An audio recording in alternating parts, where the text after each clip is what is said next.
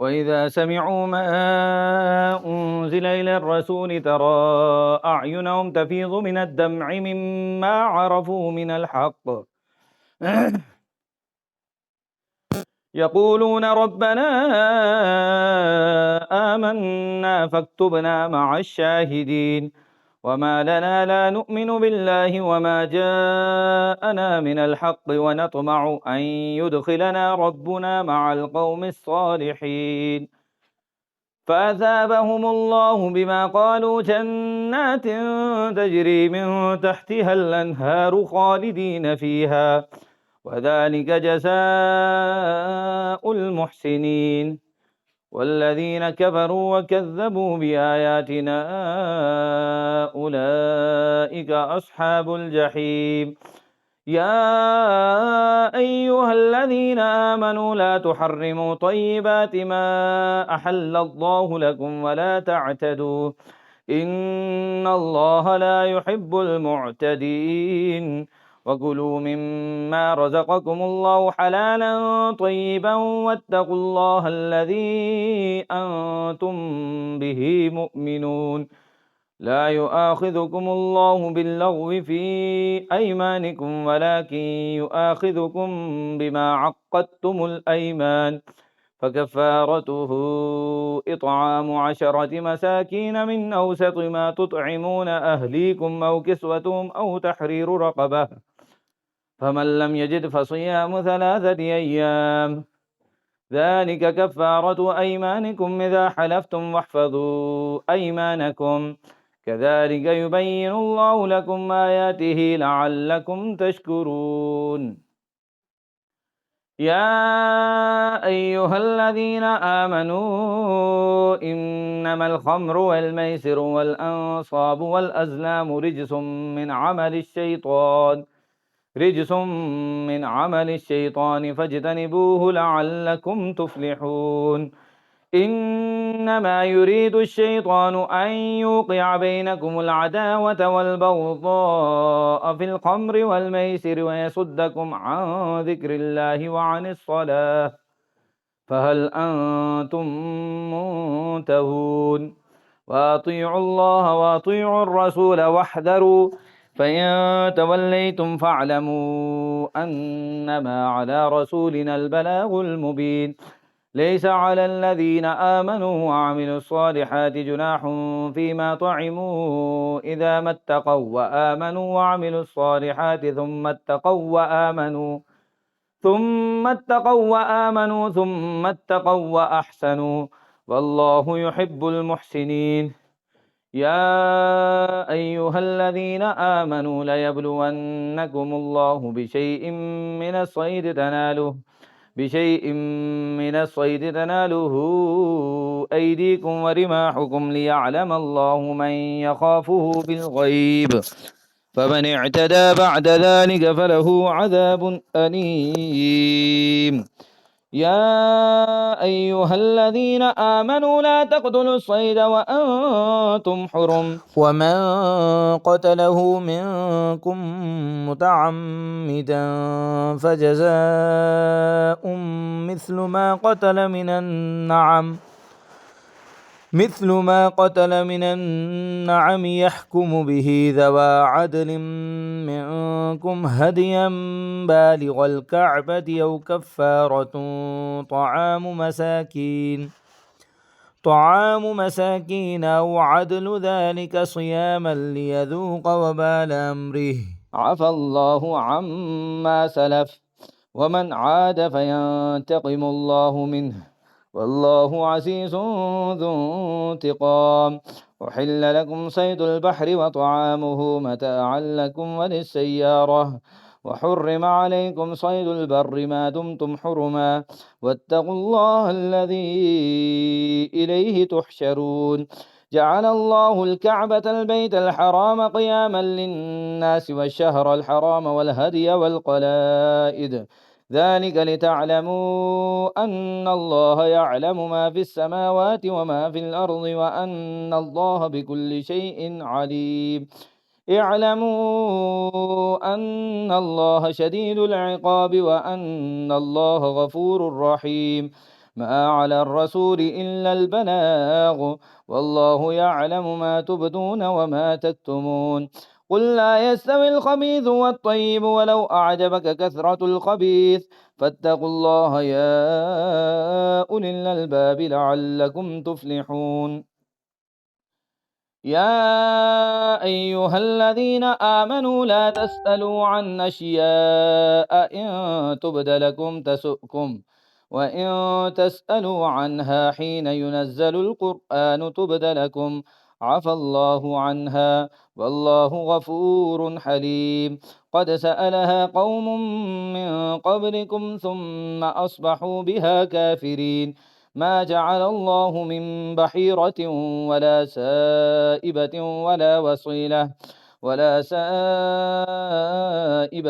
ولا وصيلة ولا حام ولكن الذين كفروا يفترون على الله الكذب وأكثرهم لا يعقلون وإذا قيل لهم تعالوا إلى ما أنزل الله وإلى الرسول قالوا حسبنا ما وجدنا عليه آباءنا أولو كان آباؤهم لا يعلمون شيئا ولا يهتدون يا أيها الذين آمنوا عليكم أنفسكم لا يضركم من ضل إذا اهتديتم إلى الله مرجعكم جميعا فينبئكم بما كنتم تعملون يا أيها الذين آمنوا شهادة بينكم إذا حضر أحدكم الموت حين الوصية اثنان ذوى عدل منكم أو آخران من غيركم إن أنتم ضربتم في الأرض فأصابتكم مصيبة الموت تحبسونهما من بعد الصلاة فيقسمان بالله إن ارتبتم لا نشتري به ثمنا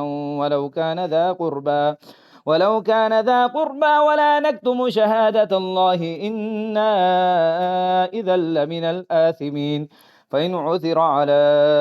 أنهما استحقا إثما فآخران يقومان مقامهما من الذين استحق عليهم الأوليان فيقسمان بالله لشهادتنا أحق من شهادتهما وما اعتدينا إنا إذا لمن الظالمين ذلك أدنى أن يأتوا بالشهادة على وجهها أو يخافوا أن ترد أيمان بعد أيمانهم واتقوا الله واسمعوا والله لا يهدي القوم الفاسقين يوم يجمع الله الرسل فيقول ماذا أجبتم قالوا لا علم لنا إنك أنت علام الغيوب إذ قال الله يا عيسى ابن مريم اذكر نعمتي عليك وعلى والدتك إذ أيدتك بروح القدس تكلم الناس في المهد وكهلا وإذ علمتك الكتاب والحكمة والتوراة والإنجيل وإذ تخلق من الطين كهيئة الطير بإذني فتنفخ فيها فتكون طيرا بإذني وتبرئ الأكمه والأبرص بإذني وإذ تخرج الموتى بإذني وإذ كففت بني إسرائيل عنك إذ جئتهم بالبينات فقال الذين كفروا منهم إن هذا إلا سحر مبين وإذ أوحيت إلى الحواريين أن آمنوا بي وبرسولي قالوا آمنا واشهد بأننا مسلمون إذ قال الحواريون يا عيسى ابن مريم هل يستطيع ربك أن ينزل علينا مائدة من السماء قال اتقوا الله إن كنتم مؤمنين قالوا نريد أن نأكل منها وتطمئن قلوبنا ونعلم أن قد صدقتنا ونكون عليها من الشاهدين قال عيسى ابن مريم اللهم ربنا أنزل علينا مائدة من السماء أنزل علينا مائدة من السماء تكون لنا عيدا لأولنا وآخرنا وآية منك وارزقنا وأنت خير الرازقين. قال الله إني منزلها عليكم فمن يكفر بعد منكم فإني أعذبه عذابا لا أعذبه أحدا من العالمين. وإذ قال الله يا عيسى ابن مريم أنت قلت للناس اتخذوني وأمي إلهين من دون الله قال سبحانك ما يكون لي أن أقول ما ليس لي بحق إن كنت قلته فقد علمته تعلم ما في نفسي ولا أعلم ما في نفسك إنك أنت علام الغيوب. ما قلت لهم إلا ما أمرتني به أن اعبدوا الله ربي وربكم وكنت عليهم شهيدا ما دمت فيهم فلما توفيتني كنت أنت الرقيب عليهم وأنت على كل شيء شهيد. إن تعذبهم فإنهم عبادك وإن تغفر لهم فإنك أنت العزيز الحكيم. قال الله هذا يوم ينفع الصادقين صدقهم لهم جنات تجري من تحتها الأنهار خالدين فيها أبدا رضي الله عنهم ورضوا عنه ذلك الفوز العظيم. لله ملك السماوات والأرض وما فيهن وهو على كل شيء قدير. بسم الله الرحمن الرحيم. الحمد لله الذي خلق السماوات والأرض وجعل الظلمات والنور ثم الذين كفروا بربهم يعدلون. هو الذي خلقكم من طين ثم قضى أجلا وأجل مسمى عنده ثم أنتم تمترون. وهو الله في السماوات وفي الأرض يعلم سركم وجهركم ويعلم ما تكسبون. وما تأتيهم من آية من آيات ربهم إلا كانوا عنها معرضين. فقد كذبوا بالحق لما جاءهم فسوف يأتيهم أنباء ما كانوا به يستهزئون. ألم يروا كم أهلكنا من قبلهم من قرن مكناهم في الأرض ما لم نمكن لكم وأرسلنا السماء عليهم مدرارا وجعلنا الأنهار تجري من تحتهم فأهلكناهم بذنوبهم وأنشأنا من بعدهم قرنا آخرين. ولو نزلنا عليك كتابا في قرطاس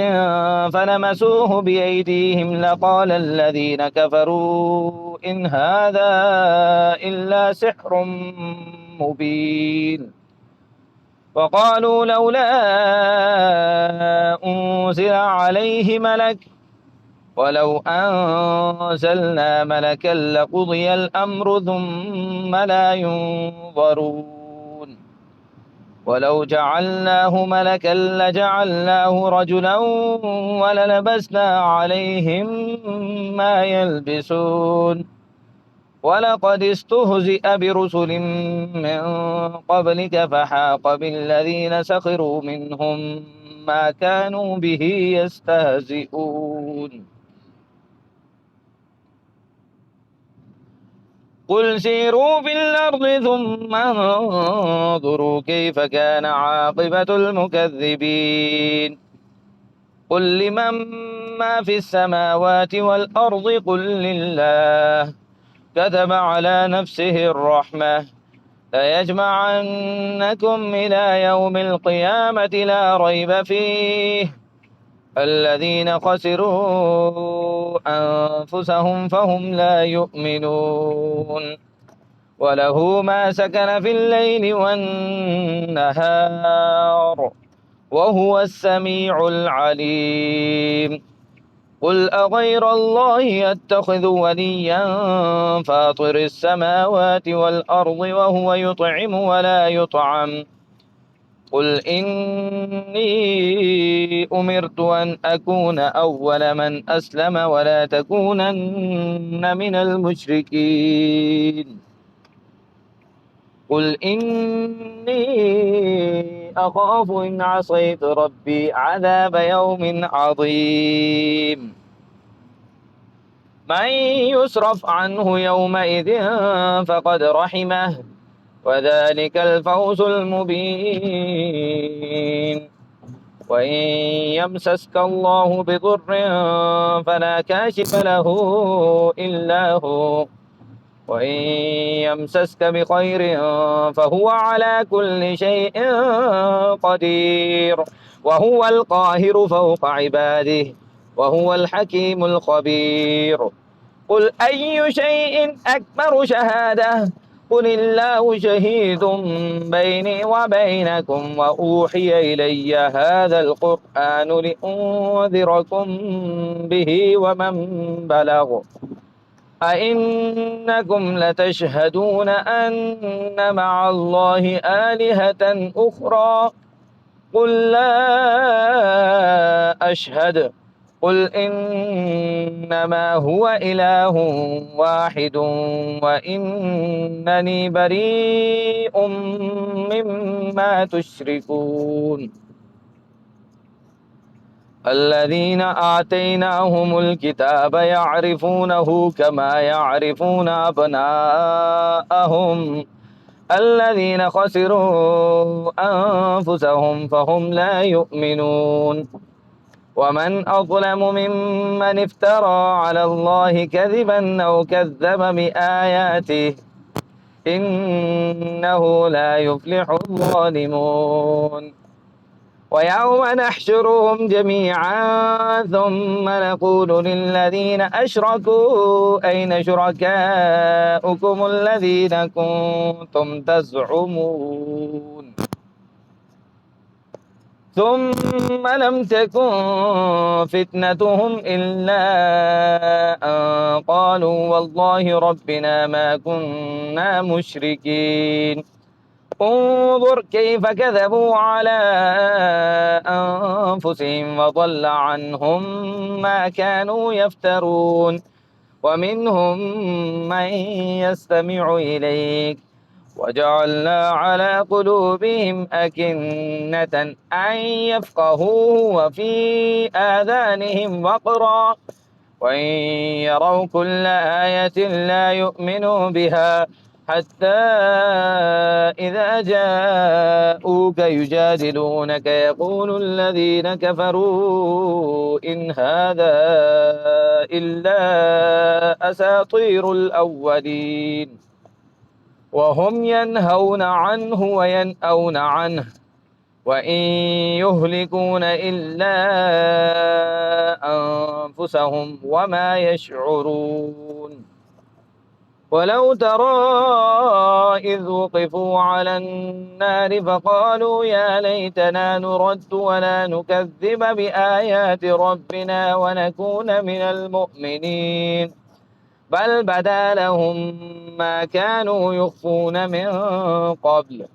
ولو ردوا لعادوا لما نهوا عنه وإنهم لكاذبون وقالوا إن هي إلا حياتنا الدنيا وما نحن بمبعوثين ولو ترى إذ وقفوا على ربهم قال أليس هذا بالحق قالوا بلى وربنا قال فذوقوا العذاب بما كنتم تكفرون قد خسر الذين كذبوا بلقاء الله حتى إذا جاءتهم الساعة بغتة قالوا يا حسرتنا على ما فرطنا فيها وهم يحملون أوزارهم على ظهورهم ألا ساء ما يزرون وما الحياة الدنيا إلا لعب ولهو وللدار الآخرة خير للذين يتقون أفلا تعقلون قد نعلم إنه ليحزنك الذي يقولون فإنهم لا يكذبونك ولكن الظالمين بآيات الله يجحدون ولقد كذبت رسل من قبلك فصبروا على ما كذبوا وأوذوا حتى أتاهم نصرنا ولا مبدل لكلمات الله ولقد جاءك من نبأ المرسلين وإن كان كبر عليك إعراضهم فإن استطعت أن تبتغي نفقا في الأرض أو سلما في السماء فتأتيهم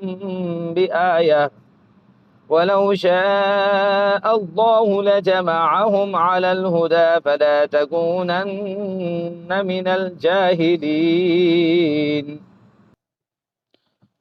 إنما يستجيب الذين يسمعون والموتى يبعثهم الله ثم إليه يرجعون وقالوا لولا نزل عليه آية من ربه قل إن الله قادر على أن ينزل آية ولكن أكثرهم لا يعلمون وما من دابة في الأرض ولا طائر يطير بجناحيه إلا أمم أمثالكم ما فرطنا في الكتاب من شيء